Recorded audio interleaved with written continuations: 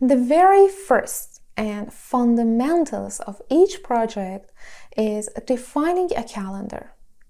You know, each project has its own working times, the holidays and the specialized calendar. Now, we are gonna define a calendar for the warehouse project. But please note that this is a simple calendar.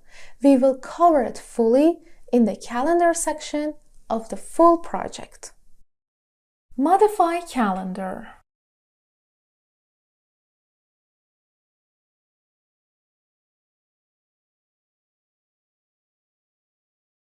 For creating any calendar, we go to Project tab from the ribbon and select Change Working Time. Here, I select Create a new calendar and give it a name as Warehouse.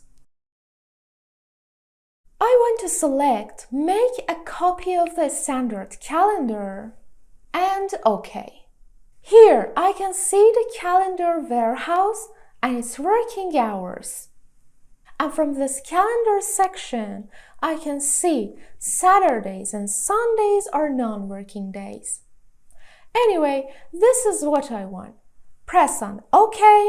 The warehouse calendar is created, but it is not defined to the project yet. For this purpose, from the Project tab, select the project information, and from the Calendar drop-down menu, select the Warehouse and OK. The warehouse calendar is created and assigned to the project successfully. I save my project from File and Save As to the address which I want. Give it a name as Calendar WBS an Activity. That's it. The second step after the calendar is inserting WBSs and activities into the Microsoft project. Insert WBSs and activities.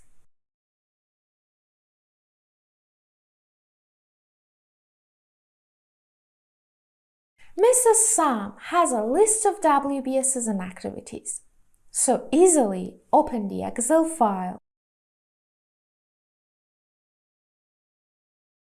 Select all WBSs and activities, copy, and in task name on the Microsoft project, paste it. So easy. The Microsoft project is a Microsoft product.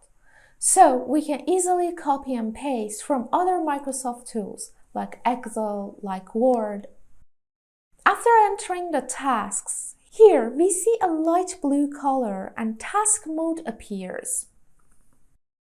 This light blue means recently we have made changes on the Microsoft project in these rows. And task mode. What is task mode? And what do these icons mean near to each task? Let's discuss it in the next lesson.